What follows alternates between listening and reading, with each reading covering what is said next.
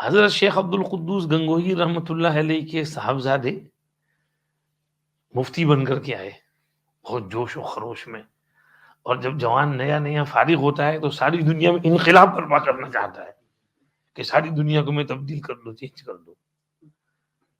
تو یہ بھی آئے کہ بھئی یہ خانقاہ میں یہ کرنا ہے وہ کرنا ہے. کہا کہ ابا اب کی جو ہے میں بیان کروں گا.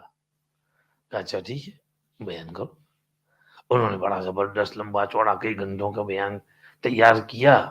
بیٹھے بڑی فرسٹ کلاس مدلل مفصل تقریر کی، مگر سارا مجمع جوں کا توں بیٹھا ہے سن رہا ہے.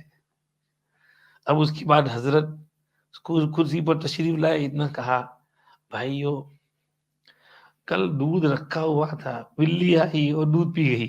سارا مجموعہ رونے لگا، سب رو رہے ہیں، ہش ہش کر کے روئے، حضرت کا دودھ پی گئی بلی، بلی حضرت کا دودھ پی گئی. اب یہ اتنی سمپل بات پہ جو رونا سب کو تاری ہو گئی، یہ کیا تھا؟ وہ قلب کا اثر تھا، وہ دل کا فیض. تو